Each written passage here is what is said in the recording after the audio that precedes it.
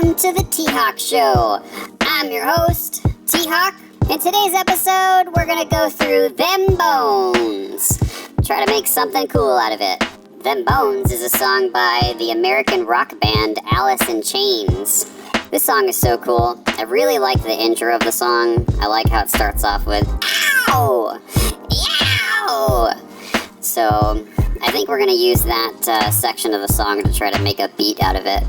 So, let's take a listen to that, and then we'll see if we can deconstruct that and make something cool out of it. Here we go.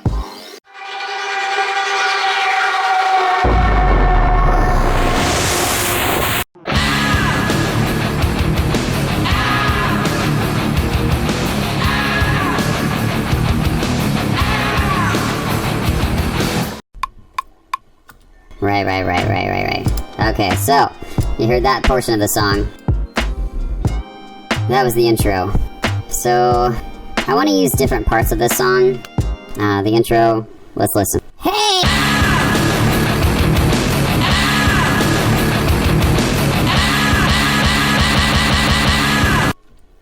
Okay, so that's one part we can use. There's another part I want to use.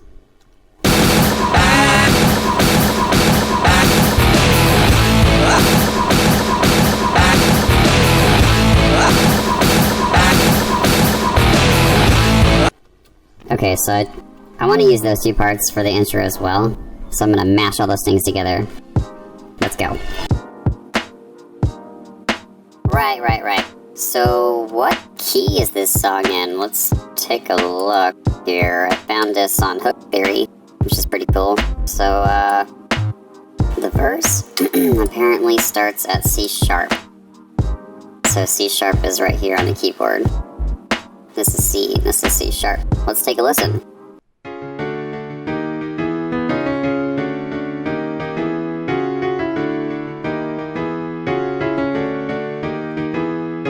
C sharp,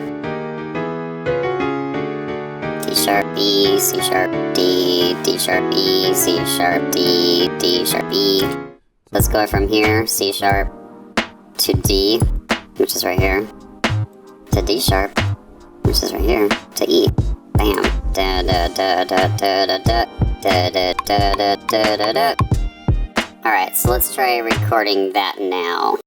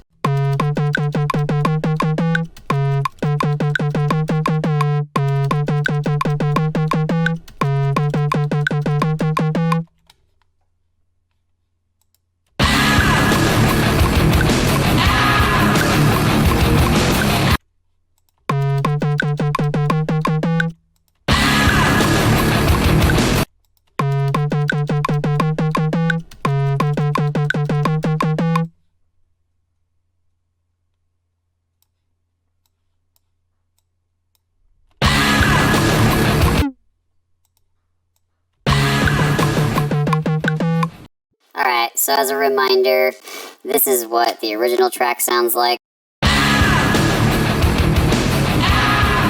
And then this is my version.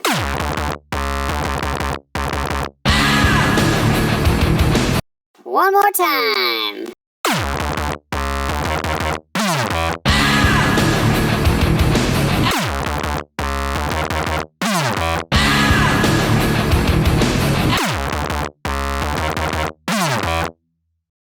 Alright, so if you made it this far into the video, you saw that I took the song Them Bones and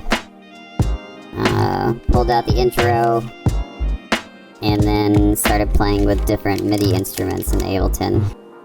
And I have a whole hour where I record the deep dive into the tracks that were created for the live performance. But I'm not going to go into that hour video right now. If you really want to see that video, just hit me up and I can send it to you, or you can check it out over here.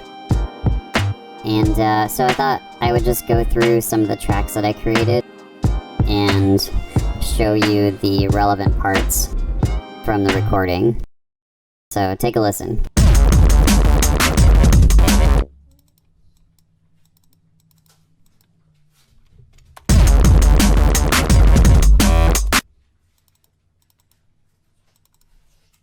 Okay, so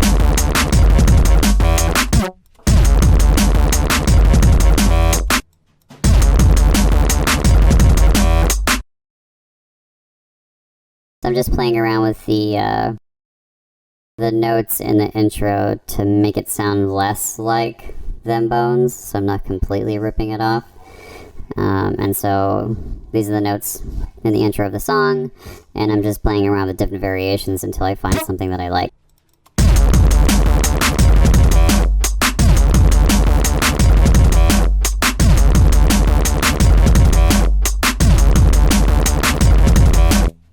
Okay, so I end up sticking with that.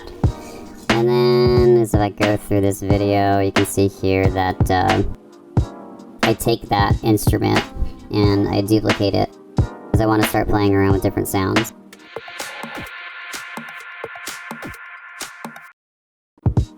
So I insert a MIDI track right here, and then I load in Razor. And then in Razor, I start playing around with different sounds.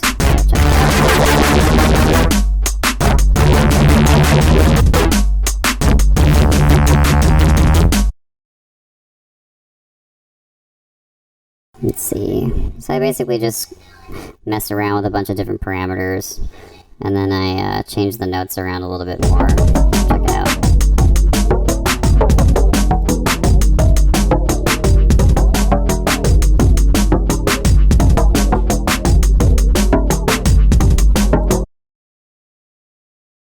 Okay, until I actually find the final loop that I want to go with.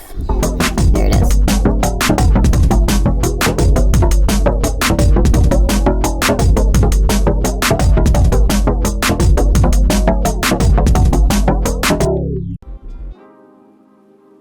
Right, okay, so now I got the modified version of Them Bones, the intro rather, and I made it into a dancier style arrangement, at least for this part. And so the rest of the video is just building tracks on top of this concept. So I'm going to go through the relevant parts of that session where I do a deep dive. Okay, so in this part of the video, I'm inserting just a random drum loop. So what I like to do is, when I'm building my drum beats, I'll take inspiration from different samples that I have in my library.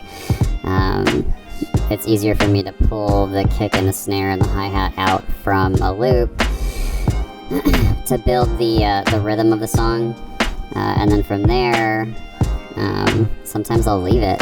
Other times I'll go back and reinsert cleaner versions of a kick drum and a snare drum and a hi-hat and all those other instruments.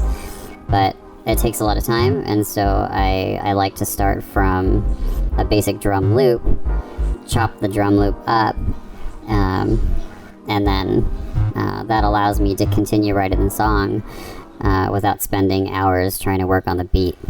So here's a little bit of that.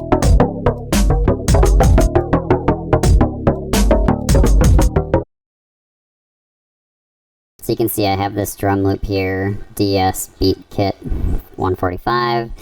I pull out the kick drum, I pull out the snare, and then I just pull out different segments of the loop, and I rearrange them.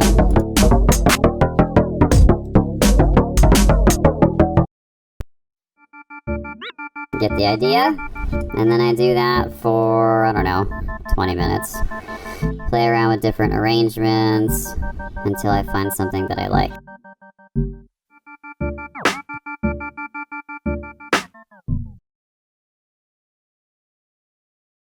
Let's see.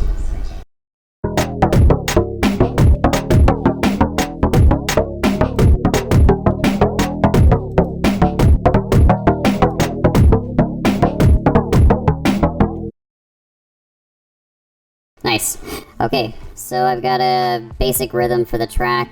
I've got the original bass loop. So what I'm going to do next is I'm going to take these two clips and I'm going to insert them into the session view, insert a scene into the session view so that I can actually start building what I'm going to do for the live performance. So check it out.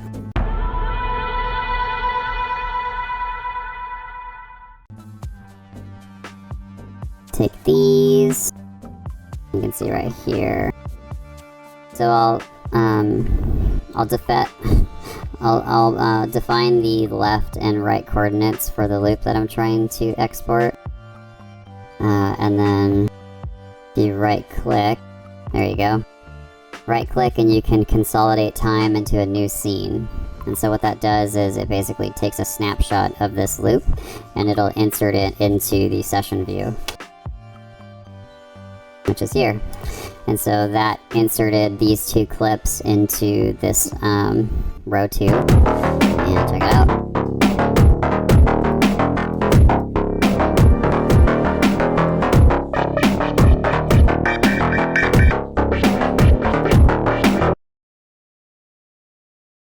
Right, so everything up past this point is me just playing around with different variations of the intro. So let's go through some of the highlights there. So I find a sound that I like in my library and I put that on track 7. So it's just a hi-hat.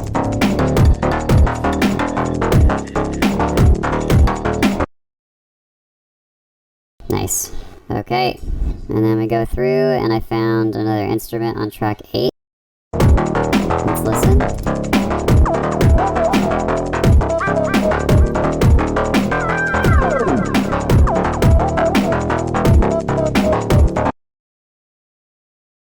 Nice. And then I found another instrument on track 9.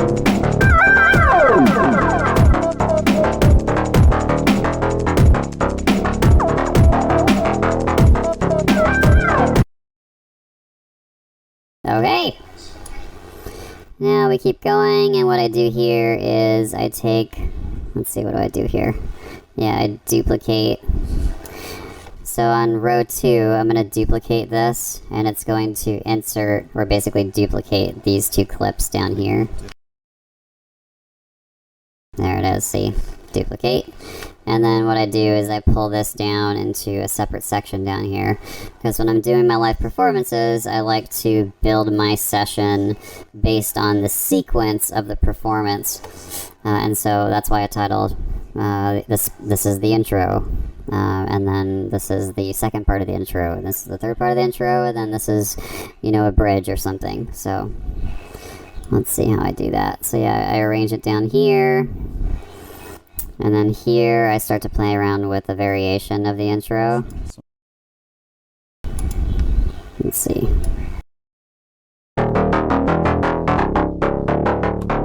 Okay, and then here I start playing around with different bass sounds on track 6. Because we're gonna do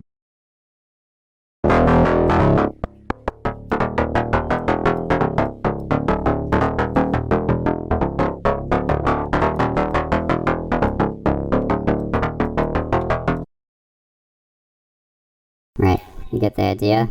And you can see down in this lower section how my VST instrument, every time I turn a knob, it's basically adding another parameter to play around with. So in Ableton, if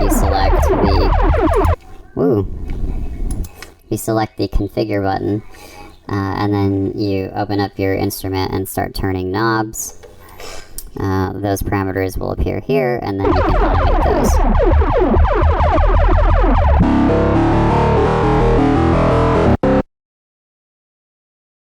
Right, so then everything I do here is basically just trying to find more sounds, trying to find something. Let's see, so I go from that to...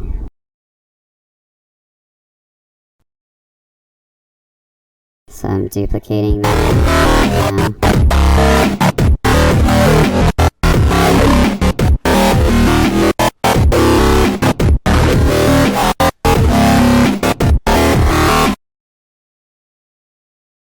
Yeah, so what I'm doing here is I'm playing around with the release.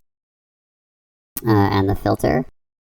So a lot of times when I'm writing my bass lines, I like to do that because it gives the instrument a little bit more range, where at sometimes where the release is all the way up, it sounds thicker and fuller, where other times if the release is all the way closed, it sounds tighter.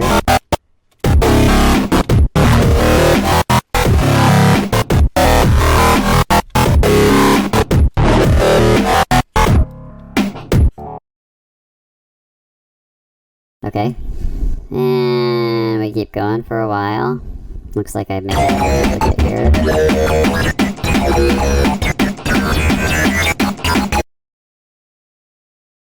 So same exact bass line, just a different instrument, and then you can hear that I added a different timing to the song.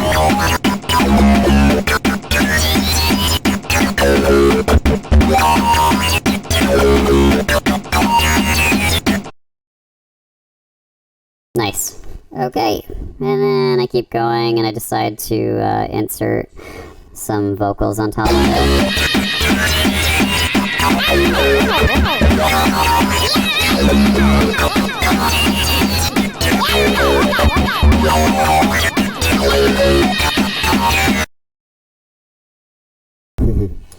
Okay, and then we keep going, and let's see.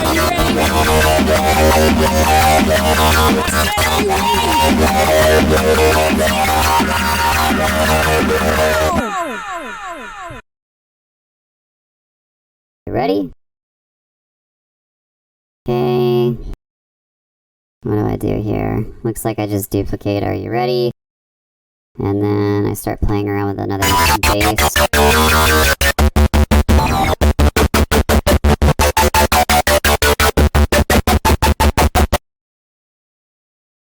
Right. Ouch. Okay, here I add another drum beat.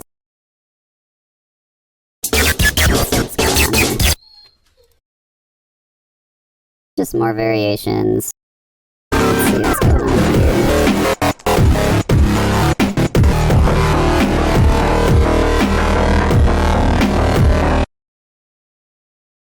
There's that release. So when you're creating these scenes, if you've automated your release to be open, and then you hit a new scene, it's going to keep the release open. So you actually have to automate it on both clips. That might not make sense, but basically, the automation doesn't transition if you don't copy it. And I'm just talking myself into a hole, so never mind.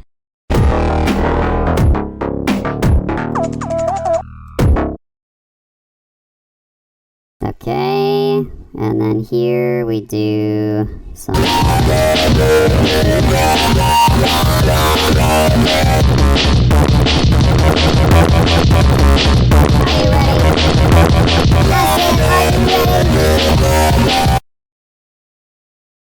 Nice. So you can see how when you're creating your scenes, you can play around just with different rhythms, different drums, and over time you can build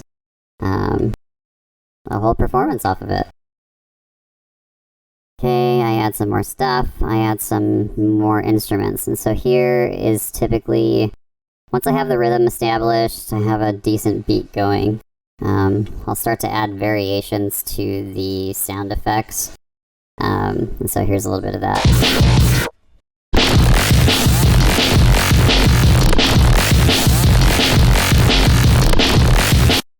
No, this is when Razor crashes.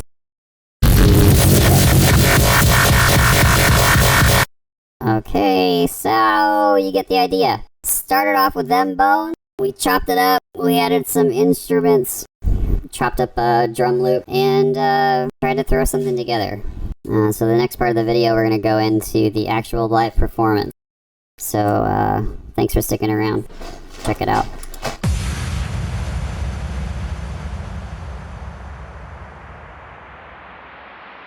Alright, here we go. Here we go. Ready? This is the song, the summary of all the different tracks that I've made, okay?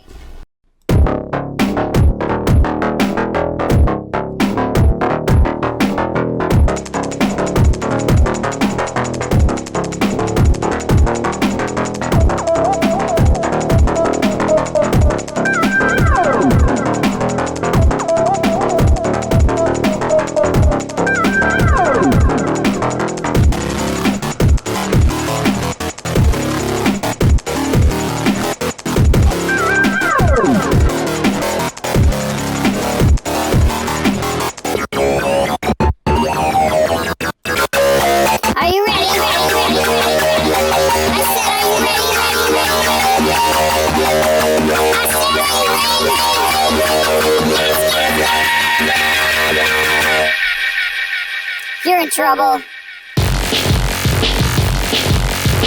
Are you ready?